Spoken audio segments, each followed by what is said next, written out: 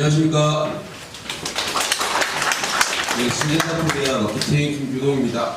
오늘 복숭아자두 병해충에 대해서 세미나 준비했고요. 발표하도록 하겠습니다. 처음으로 이제 그 병해충 하기 전에 그 복숭아자두 재배 환경이나 아니면 냉해 동해에 대해서 먼저 챕터를 준비해서 한번 보여드릴게요. 복숭아 같은 경우는 전 세계적으로 한 3,000종 품종이 있고, 그 중에 국내에서는 한 100품종 정도 많이 재배를 하시고, 재배 면적을 보시면 경상북도가 제일 많아요. 거의 전국의 절반 정도가 복숭아 재배를 경상북도에도 하고 있고, 그 다음에 다 아시겠지만 항도 계열이 병해충에 좀 감수성이 크고 좀 취약한 품종이라고 알고 계시면 될 것 같습니다. 자두 같은 경우도 경북이 전국 재배 면적의 5,870헥타 중에 4,900 정도니까 제일 많이 짓고, 그 중에서도 김천 다음으로 의성이 제일 많이 농사 짓고 있고요. 그 다음에 대석이나 포무사, 추위 정도 이렇게 품종 많이 재배하고 계십니다. 그 다음에 기온 같은 경우는 과수의 복숭아 같은 핵가류를 보시면 12도에서 15도 정도가 평균 기온이 이렇게 유지되면 재배하기 적당하다. 그 다음에 강수량도 보시면 이렇게 됐고, 한계 저온이라는 거는 이 온도 이상 내려가 버리면 복숭아 나무가 이제 좀 핵가루 나무들이 힘들다, 살기 힘들다, 이런 걸 보여주는 거고요. 그 다음에 이런 꽃눈이 이제 꽃봉오리가 적색기에서 이렇게 할 때 안전 한계 온도가 한 영하 2.3도, 이 온도 이상 한 1시간 정도 놓이게 되면 꽃눈에 냉해를 받거나 피해를 받게 된다. 그런 표를 보시면 될 것 같습니다. 그 다음에 겨울철에 이제 꽃눈에 동해받은 꽃눈이고요. 냉해 동해받은 꽃눈이고, 이렇게 옆으로 까봤을 때는 이렇게 산 거, 죽은 거, 이렇게 명확하게 구분하실 수 있고요. 이게 과실에서도 정상적으로 수정된 과일과, 그 다음에 이렇게 냉해 받고 나면 이렇게 씨가 말라서 수정이 불량해지는 경우, 이렇게 되면 다 낙가되는 현상이 발생되죠. 그 다음에 이거 생육 중에도 보시면, 저도 농협 생활하면서 이렇게 오시면 이런 사진 많이 갖고 오시더라고요. 갑자기 잘 크다가 나무가 어느새 낙엽지고 막 우르르 떨어진다 하면서 막 이거 뭐 약해받은 거 아니냐고, 약치고도 이런 거 같다고. 그래서 현장 나가보면 이런 나무들이 많았어요. 이런 거 보면 이제 겨울철에 동해 냉해 받아가지고 잘 크다가도 이렇게 한 번에 낙엽지고 나무가 고사하는 경우를 볼 수 있대요. 겨울철에 찍은 사진도 이렇게 다 벗겨지고 냉해 받아가지고 그런 경우, 골짜기 같은 데 가면 이렇게 많더라고요. 그 다음에 이게 냉해 동해를 받게 되면 낙하 후에 이제 요즘에 이게 충북 쪽에서 조금 나오고 있는 병입니다. 꽃썩은 병이라고, 이런 병들도 복숭아는 좀 많이 나오고 있어요. 그래서 저희도 이제 올해 이 꽃썩은 병에 대해서 실험을 계속하고 있고, 방지할 수 있는 방법이나 약제에 대해서 찾고 있는 중이고요. 이런 포장이 많지는 않고요. 근데 이게 냉해 동해를 받게 되면 이런 현상이 좀 더 많이 나오는 경우를 많이 봤습니다. 그 다음에 냉해 동해를 받게 되면 이런 가피가 불량해지거나 아니면 회선병 같은 것들이 더 많이 달라붙고 병이 이제 좀 진전이 잘 된다, 이런 모습을 볼 수 있고요.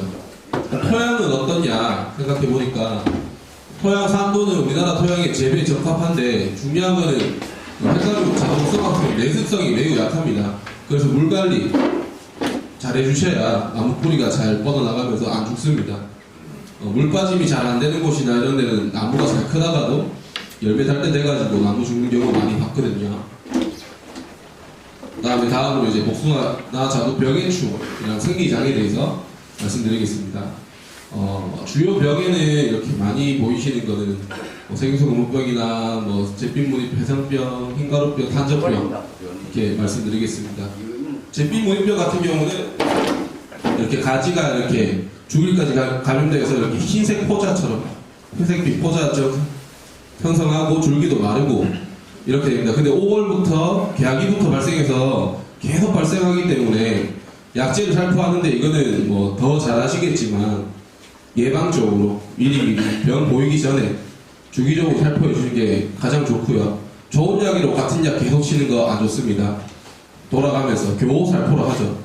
계통을 다르게 하면서 살포하시는 게 가장 중요할 것 같습니다. 요런 이제 회선병이 들어오는데 보면 이런 사진들 이렇게 보이시면, 이거는 이렇게 미라가 된 것처럼 미라된 것처럼 마지막에 이렇게 되어 있고요. 감염된 거 뭐 월동을 이렇게 미라된 상태에서 병원균이 월동해가지고 꽃이 이렇게 낙하하고 나서부터 1차 감염, 2차 감염이 쭉 이어지는데 이때부터 5월부터 7월까지 농약을 충분히 푹 미리 예방적으로 살포하시는 게 가장 중요한 것 같습니다. 살균제는 뭐 어떤 약이 좋은 약이 있어도 예방적으로 치는 게 가장 중요합니다. 저희가 치료제라고 많이 얘기하는 그런 저런 거 뭐죠? 카브리오나 이런 치료제를 많이 듣잖아요. 그런 게 사람 살이 아무는 것처럼 치료되는 게 아니고요. 병원군이 더 퍼지지 못하도록 막아주는 거기 때문에 그 전에 미리 예방 보호 살균제부터 예방적으로 치고 그 다음에 병이 심해질 때 치료제를 같이 적절하게 섞어 치는 게 가장 중요하다고 생각하시면 됩니다. 생육 피해 초기 증상입니다. 이런 거 사진을 자꾸 보여드린 거는 밭에 나가셔가지고 관찰을 잘 하셔야 된다고 그걸 보여드리고 싶어서 말씀드리는 거예요.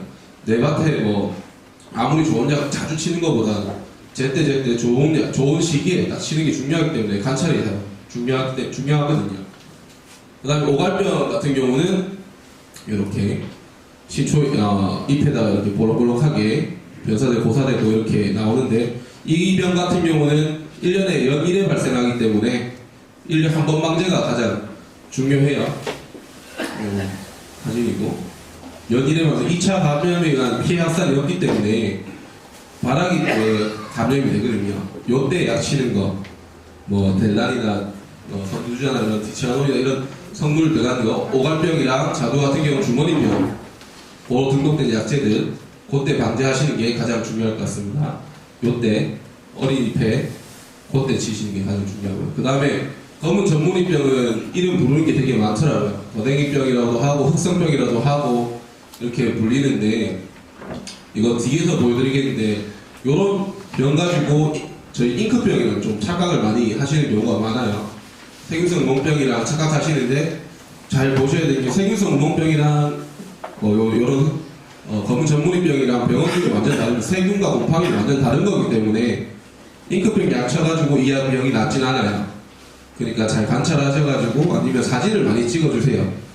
그렇게 해서 처방 받으실 때 보여주시고 이렇게 처방을 좋은 약으로 처방받는 게 중요할 것 같습니다. 보약은 뭐 쳐야 됩니까? 아까 요런 거 잿빛무늬 회성병 약이 다 단저병, 회성병 이런 것들 다 곰팡이 약이거든요. 그런 곰팡이 약 치시면 됩니다. 예. 그 다음에 다음 거는 천공병인데 요렇게 구멍이 뚫린 모습 그 다음에 여기 과실에는 잉크처럼 점 찍은 것처럼 볼펜으로 찍은 것처럼 해서 잉크병이라도 많이 하고요. 5월 하순부터 연중 계속 발생합니다. 이렇게 열매도 이렇게 심해지면 이런 피해 증상을 나오고 그 다음에 가지에도 이렇게 나오는데 이거는 세균은 아까 말씀드린 곰팡이는 직접 표피에 침입해가지고 얘가 확산을 해가지만 세균은 그렇지 못합니다. 외부적으로 바람이나 강우 상처에 의해서 전염이 되기 때문에 바람 많이 불고 날씨 차보면 더 많이 나오는 거 그거 알고 계셔야 되고 그래서 주기적으로 살포하는 거. 근데 아까 그 흑성병이랑 좀 비슷하게 나와요 양상이 보시면. 그러니까 그걸 잘 관찰하셔가지고 맞는 약을 치셔야 된다. 그거 말씀드리고 싶어요. 아까 말씀드린 계속 제가 얘기했던 세균과 곰팡이의 차이.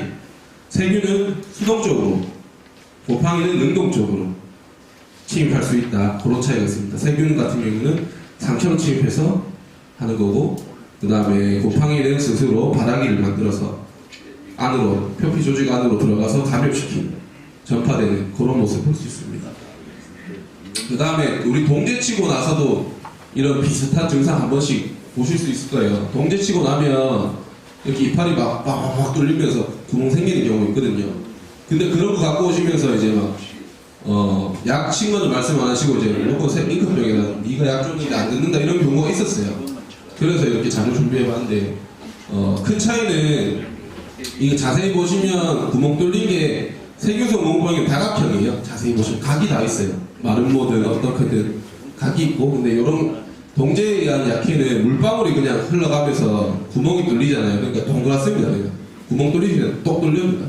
그런 차이 있고 그 다음에 이거는 잎 전체적으로 그냥 막 쑥 나오고 세균성 우멍병 같은 거는 연백 따라서 그렇게 많이 나온 증상 요 차이를 또 많이 알고 계시면 참고하시기 좋을 것 같아요.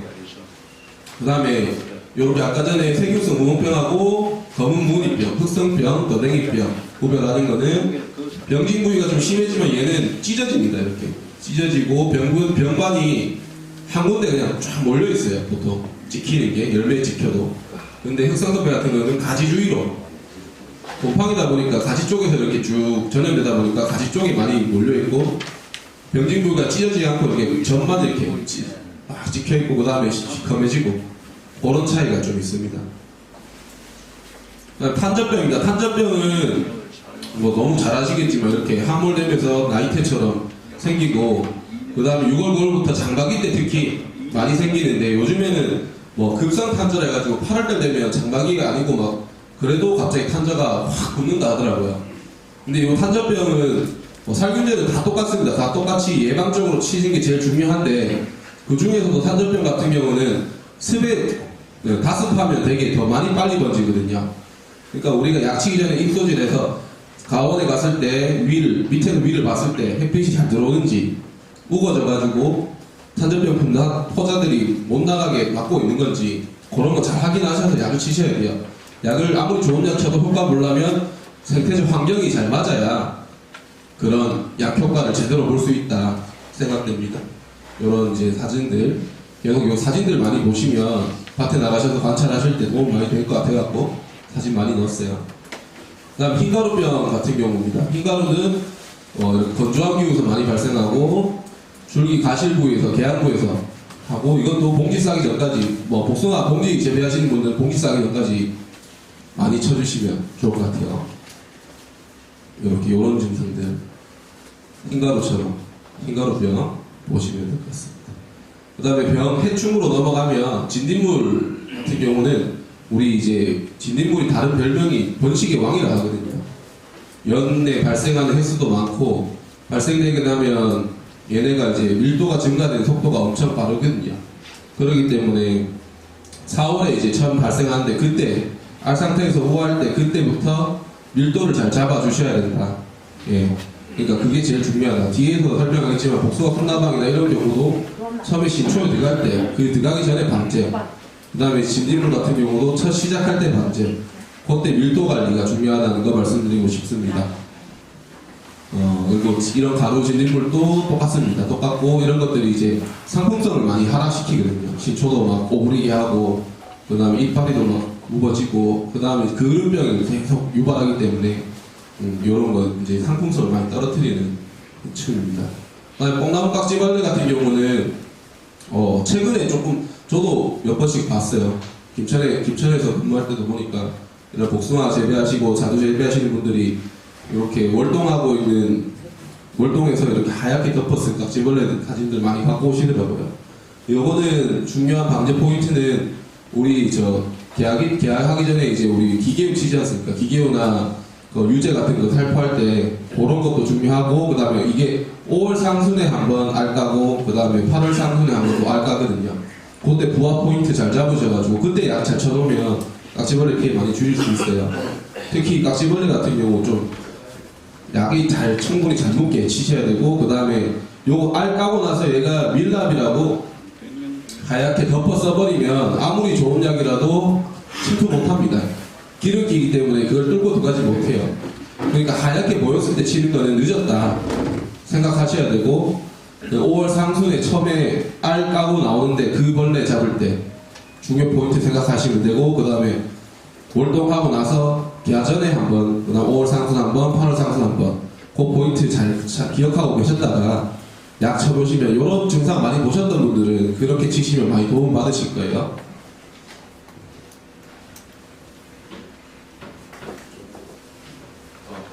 이런 이제 피해 증상들 사진이고요. 하얗게 덮어 써버리죠. 뒤에 뭐 돌발병해충이랑 미국 선저벌레나 갈색나게 매미충이도 사진 또 비교해 드릴 텐데 조금 달라요. 비슷하게 하얗게 끼지만 조금 다르니까 사진으로 또 보여드릴게요. 뒤에서 지금 나오는데 요런 같은 경우는 갈색나게 매미충이나 미국 선저벌레 같은 경우는 흡사 깍지벌레 피해처럼 오해하시는 분도 있어요. 근데 이것도 5월 중하순에 부화해서 그때 그다음 8월, 9월, 10월, 11월까지 막 계속 번식을 많이 하는 해충이고 크게 얘가 방지하기는 어렵진 않아요. 약 치면 노린재 약 치면 잘 죽습니다. 근데 워낙 밀도도 많고 그 다음에 이게 기주식물, 그러니까 좋아하는 식물이 있어서 거기만 사는 게 아니고 뭐 야산이든 뭐 어디든 다 있어요. 그러다 보니까 얘네들이 이제 번식도 많이 하고 이러다 보니까 조금 피해를 느끼시는데 요거는 이제 처음에 깍지벌레처럼 5월 상순에 첫 알 까고 나올 때 그때 방지하고 8월달에 또 비스테어 시기가 나오는 시기가 그때 방지하시고 그 다음에 다 수확하고 나서도 한번 진하게 유제나 이런 싼 약 있잖아요. 저희 뭐 그냥 싸게 치는 거 히어로나 뭐 데시스나 이런 약들 치는 거 그런 거 배먹지 마시고 한번 쳐놓으시면 밀도를 많이 낮추시는 게 아까 살균제는 예방적으로 그 다음 해충은 밀도 관리 100% 방제를 갖고 가시는 게 아니라 밀도를 좀 많이 눌러놔요. 그게 꾸준히 지속돼야 방제가 되는 거라 생각하시면 될 것 같습니다.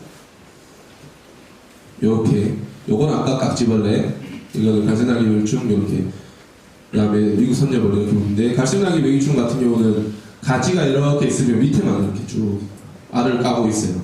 그런 차이도 보시면 이게 깍지벌레인지 미국 선녀벌레인지 갈색나기 멸충 피해인지 조금 구별하셔야 됩니다. 깍지벌레에 약효가 있는 약이랑 요거 노린재에 효과 있는 약이랑 또 달라요. 그러니까 그런 거 잘 구별하셔갖고 약을 제때 치시면 효과를 많이 보실 것 같아요. 그 다음에 유리나방 같은 경우는 우리 기저부나 이제 1m 밑에 밑둥 쪽에 이렇게 나오는데 뭐 많이 수지 현상 이제 물 스트레스 받아갖고 밀고 나오는 거랑 비슷하게 헷갈리실 수 있는데 요거는 구별하기 쉬운 게 이제 톱밥을 유충 피해 받으면 톱밥이 같이 나오잖아요. 그런 거 있으면 이제 복숭아 유리나방이라 보시면 되고 수확하고 나서도 밑둥으로 많이 진하게 치우시고 그 다음에 개화 전에도 기계로 살포 그 다음에 그런 것들 중요하다고 생각하시면 될 것 같아요. 노린재 같은 경우도 이게 마지막에 우리가 수확하기 전에 상품이 다 됐는데 마지막에 찌거든요. 얘네들이 이제 색깔이 빨갛게 익으면 그때 마지막에 많이 건드리더라고요. 그래갖고 저희가 농민들 어떻게 방지하시는 분들이 어떻게 하나 지켜봤는데 어떤 분 잘 방지하시는 분이 계시더라고요. 그분이 어떻게 하냐 보니까 그 알들 보면 이파리에 이렇게 알을 이렇게 쭉 나오잖아요. 요 이파리를 떼가지고 노린재알은 관찰하기 쉽거든요. 알을 떼가지고 집 앞에 나무나 어디 빨래 찌개나 이렇게 걸어놓고 알이 까고 나올 때 그때 노린재 약 쳐야겠구나 그렇게 판단하시는 분도 있더라고요. 그런 것도 참고하시면 방지하는 포인트가 될 수 있지 않을까 싶어요. 그리고 노린재는 아까 전에 뒤에 뭐 갈색나기 맹비충이나 미국 선녀벌레 같은 애들은 맞추는 게 중요합니다. 약이 세게 쳐가지고 내가 고압으로 팍 친다 해가지고 죽는 게 아니고요. 그러니까 얘들은 날개가 날아가잖아요. 노린재 같은 경우도 방제가 어려운 게 안 맞으니까 밤에는 날아갔다가 다시 아침에 들어와가지고 또 피해를 입히고 그렇게 계속 왔다 갔다 하기 때문에 방제가 어렵거든요. 그럴 때는 차라리 그냥 좀 인편에 날개에 물이 있고 좀 못 움직일 때 우리가 이제 압을 좀 보드랍게 약들 좀 보드랍게 안에 센세기를 좀 고압을 너무 압을 많이 걸지 마시고 위에서부터 안개처럼 내려 치듯이 그렇게 충분히 맞추시면 얘는 잘 죽습니다. 맞으면 잘 죽어요. 그리고 노린재약이 좋은 게 비싸고 막 좋은 게 다 좋은 게 아닙니다.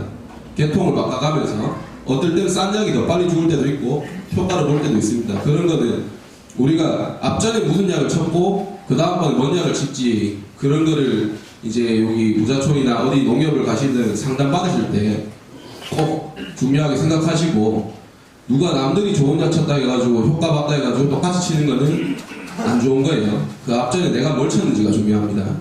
그렇게 생각하시고 그 다음에 세게 친다고 다 능사는 아닙니다. 세게 치면 얘네가 오히려 맞고 날아가 버립니다. 얘네가 날개가 있기 때문에 훅 날아가기 때문에 그렇게 생각하시면 될 것 같습니다.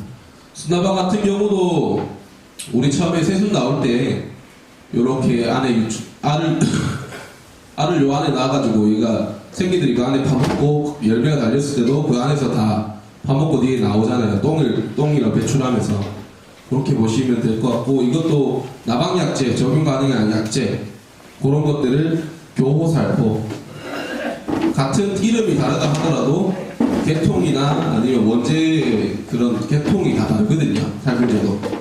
뭐 나방약이 뭐 올해 이게 좋았다 해가지고 이걸 계속 쓰시는 게 아니고 이것도 썼고 다음번에 또 딴 거 쓰고 왜냐면 나방에 성충의 효과 있는 게 있고 약충의 효과 있는 게 있고 작은 걸 잘 잡는 애들이 약이 있고 큰 걸 잘 잡는 애들이 있고 침투가 잘 되는 애들이 있고 오랫동안 유지하는 애들이 있고 특성이 다 달라요. 약들은 그런 거 생각하셔가지고 그 시기별로 이제 협의를 많이 하셔가지고 처방 받으시는 게 중요할 것 같습니다. 그리고 이렇게 비교하기는 심신나방이나 순나방은 이게 순나방은 딱 똥이 나오죠. 이렇게 이런 걸로 비교하셔가지고 판단하시면 좋을 것 같습니다. 그 다음 순나방은 아까 진딧물처럼 그 시기 신초 새로 나오고 새순 나올 때 그때 방제해서 밀도를 많이 낮춰놓은 게 가장 방제 포인트 같습니다. 굴라방은 사실 뭐 크게 발생하는 뭐 사가에는 좀 많이 보이는데 굴라방은 나방약만 잘 쳐도 괜찮게 또 방제되기 때문에 크게 문제는 안 되고요. 그 다음에 전방응애 같은 경우는 뭐 전방에는 응애도 있고 사강응애도 있는데 이런 응애들이 복숭아나 자두에는 예전에는 뭐 어른들이 가시더라고요. 작년에는 막 제가 응애약을 3번도 줘봤거든요. 김천 있을 때. 그러니까 야씨 복숭아 자두 내가 농사 지을 때는 뭐 냉새만 맡아도 죽었는데 올해 왜 안 죽노 이러더라고요. 그러니까 이런 이상 기후나 고온이 자꾸 오래되고 건조한 기운이 오래되니까 이런 것들이 안 잡히고 살아남아서 계속 번식하고 피해를 주거든요. 심하게 되는 경우는 밑에 하이업들이 다 떨어져가지고 막 이런 피해를 심하게 받는 분을 좀 많이 봤어요. 그러니까 예전처럼 응애약 한번 치고 말아야지 이런 것보다는 응애약을 한 달에 한 번 정도는 쳐주셔가지고 방제하시는 게 좋지 않나 싶습니다. 조금 농사의 패턴이 좀 달라지는 것 같아요. 작년처럼 고온이 오래되면 해충 피해를 많이 준비하시고 그 대신에 비가 많이 오면 당연히 이제 병 피해를 또 준비하시고 그런 것들을 참고하셔야 될 것 같습니다. 작년에 정말 응애 피해가 상당히 많았습니다. 영동이나 뭐 저희 김천도 그렇고 복숭아 자두에도 응애 피해가 좀 많았었습니다. 다음에 생리장애로 넘어갈 건데요. 백할 같은 경우는 이제 큰 과실일수록 잘 생기고요.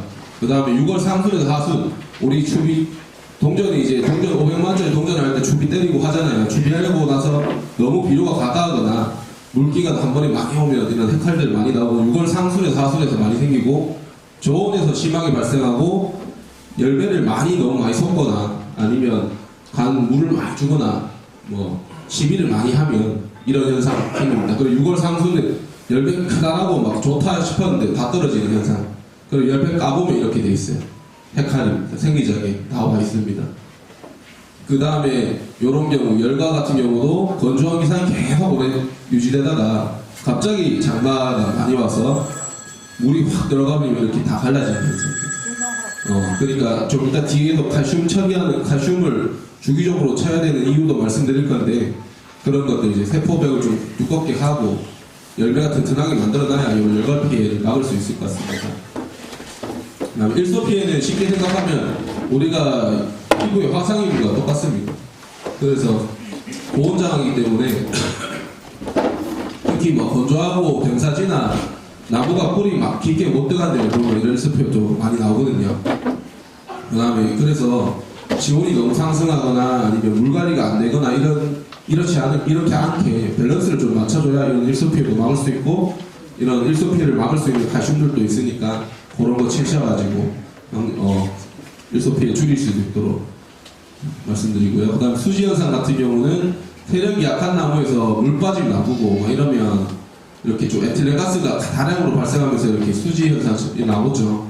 이런 게 이제 보면 많이 호동하시는 게 이제 뭐 이런 게 수지 현상 다 이런 모습인데 이거를 혼동하기 쉬운 게 이런 유리나방이나 나무종 피해 이런 거랑 또 헷갈리시는 분들이 많아요. 아까 유리나방은 톱밥이 같이 나오고요. 그 다음에 이런 정피해는 결과지에서 갈라지는 부분에 그렇게 유리나방 비슷하게 나오니까 밭에서 판단하실 때 이런 걸 생각하셔가지고 판단하시면 될 것 같고 수지 현상 나오면 물관리가 잘못되고 있구나 이렇게 생각하시고 관수가 필요하고 관수 시설이 필요하구나 이렇게 생각하셔야 될 것 같아요. 물 빠짐이 안 된다 생각하시면 됩니다. 아니면 내가 시비를 너무 많이 했구나 그렇게 생각하시면 되고 비료 같은 경우도 아까도 앞전에 말씀드렸지만 많이 한다고 좋은 건 아닙니다. 우리가 부족하면 채울 수 있지만 많은 건 뺄 수가 없어요, 땅에서. 그러니까 적절한 시비와 물 관리 다 중요하다고 생각하시면 될 것 같습니다. 그 다음에 칼슘 부족 현상인데 이렇게 수정이 제대로 안 돼서 씨발을 잘 형성 못하는 경우 이렇게 다 나오는데, 이게 칼슘이 어떤 역할을 하냐면 세포벽이랑 그 다음 결합하여 조직을 탄탄하게 만들어주는 거거든요. 그래 노화 방지하고 저장성 향상하고 그 다음에 탄탄해지면 병해충이 훨씬 덜 달게 들어요. 예, 그런 거 역할을 하는데, 이게 다 칼슘은 식물 체내로 흡수가 잘 안 돼요. 100을 주면 100을 다 못 받아먹어요. 단위가 크기 때문에 구조가 되게 커요, 흡수할 게. 근데 느리기도 하고, 그 다음에 물관을 올라갔다가 다시 뿌리로 내려가는 체간 이동을 못 합니다. 칼슘은 한번 빨아먹고 치아보기 때문에, 그렇기 때문에 칼슘을 이렇게 주기적으로 해줄 수 있는 게 좋은 열매를 만들 수 있는 방법이라고 생각합니다. 저희가 마지막으로 이제 시젠타에서 추천드리는 이제 방제 프로그램이 있거든요. 이렇게 보시면 4월달부터 저희 오갈병이나 세균성 무응병 방제하시고, 그 다음에 해상병, 흰가루병, 흑성병 이런 곰팡이 약들, 이런 약들이 있다 말씀드린 거고요. 탄저병에도 해당되는 것들, 그 다음에 5월부터 7월까지 계속 돌아가면서 세균성 무응병, 흑성병, 탄저병 그 약들을 교호적으로 살펴해 주시는 게 중요하다. 저희 약만 좋은 게 아니고 다른 약들도 제때 보호살균제도 잘 쳐주시고, 그 다음에 병이 좀 돌았으면 치료제도 섞어가면서 잘 쳐주시는 게 중요하다고 말씀드리고 싶습니다. 해충 같은 경우도 이런 개통이 다 다르기 때문에 이 약이랑 노린제약, 그 다음에 이런 나방약 이런 것들, 그런 것들을 잘 생각하셔갖고 치시고, 그 다음에 밀도 관리 잘 해주시는 게 가장 중요할 것 같습니다. 이런 거는 이제 제가 요게 정답은 아니니까요. 이제 농사를 맡기시는 농약방이든 어디 가셔가지고 잘 협의하셔가지고 농사 짓는데 큰 도움 되셨으면 좋겠습니다. 이상 발표 마치고 질문 있으시면 질문 받겠습니다. 딱지벌레하고 천저벌레하고 예. 설명을 한번 다시 한번 해주세요. 딱지벌레 같은 경우는 제일 쉽게 구별하는 게 나무 가지 전체를 그냥 하얗게 덮어버려요. 근데 미국 선저벌레나 갈색나무 민기충은 가지가 이렇게 있으면 한쪽으로 알을 쭉 낳는 경우가 많고요. 예. 그 다음에 문질러 보면 또 알아요. 이렇게 딱지벌레 같은 경우 밀랍처럼 싸기 때문에 이렇게 손으로 문질러 보면 바로 구별될 거예요. 방제약은 뭐가 좋습니까? 약은 저희가 추천드리기는 좀 그렇고요. 그 대신에 방제하는 시기 아까 말씀드렸잖아요. 알 까고 나오는 시기. 그때 방제하시는 게 깍지벌레 잡는 데는 그게 중요합니다. 깍지벌레가 밀랍 싸버리면 아까도 말씀드렸지만 약이 침투를 못해요. 그렇기 때문에 그 전에 어린 유충일 때가 제일 약하거든요. 그때 방제해 주시는 게 중요합니다. 예. 나은 건 아니고요. 이게 깍지벌레나 그런 벌레피를 많이 보셨으면 당연히 벌레에 맞춰 쳐야 되는 거고, 황은 또 우리가 세균성 원병이든 다른 병이 또 많았으면 그거 맞춰 치시는 건, 핵가루는 보통 기계효보다는 이제 황을 많이 치시죠. 근데 기계효는 5년생 밑으로는 안 치는 게 맞고, 또 세균 약하면 만약에 이게 기공을 막아서 죽이는 거니까 이거는 판단을 잘 하셔야 되는데, 깍지벌레 피해나 그런 해충 피해가 많았다 하면 생각을 해보시라고 이렇게 참고적으로 말씀드립니다. 다른 질문 없으시겠어요? 주머니병에 대해 가지고 특별한 그냥 이해하기 있습니까? 주머니병은 사실 또 기호량이 좀 많거든요. 대선 같은 경우는 그때 그 당시에 저온에다가 비가 많이 오거나 이럴 거면 주머니병이 많이 오는 건 당연한 거라서. 근데 그 대신에 이제 주머니병 등록된 약제를 아까 오갈병 약 설명드렸잖아요. 그 약 치는 시기가 똑같아요. 주머니병도. 그때 잘 방지하시는 게 제일 포인트 같아요. 주머니병은 아셔야 되는 게 수분이 비가 많이 오게 되면 꽃피는 시점 돼갖고 수분이 비가 많이 오게 되면 많이 발생한다고 보시면 돼요. 그리고 비가 많이 오게 되면 저희가 이제 문자도 보내드릴 건데 이 주머니병 약을 좀 더 처방하는 쪽으로 맞출 거고요. 그리고 문자 보내드리고 이게 시기마다 나오는 시기가 많을 때가 있고 적게 나올 때가 있고 문자로 저희가 설명을 드릴 거고, 기계류는 이제 아셔야 되는 게 자두복숭아를 기계로 치게 되면 나무를 쪼기 때문에 열매 굵어지는데 좀 지장을 받을 수가 있어요. 그리고 이게 세력이 센 데들은 덜한데 세력이 좀 약하거나 보통인 데들은 이제 저희가 기계를 안 권하는 이유가 원래 그것 때문에 그래요. 그리고 이제 살충제 치시라는 얘기를 드리는 거고, 깍지벌레하고 갈색 날개 매미충하고는 구분하는 방법 중에 가장 쉬운 게 뭐냐면, 깍지벌레는 솜털처럼 껴있는 부분 위로 보면은 분홍색 피 같은 게 터져요. 그럼 깍지벌레로 생각하시면 돼요. 그리고 갈색 날개 매미충 같은 경우는 꼭 상처 입은 것처럼 많이 나오고요. 그리고 또 깍지벌레 같은 경우는 고약병이라 그래갖고 거무스름하게 잉크 낀 것처럼 나온다. 깍지벌레입니다. 그러니까 이게 이제 솜털이 많이 생기게 돼갖고 그 다음 단계로 가면은 고약병이라 그래갖고 꺼멓게, 이거는 깍지벌레. 갈색 날개 매미충이나 선지벌레 같은 경우는 상처를 좀 나무에 입히는 영향을 보시면 거의 맞아 들어간다고 보시면 되고요. 신전사기 김규동 팀장 큰 박수 부탁드립니다.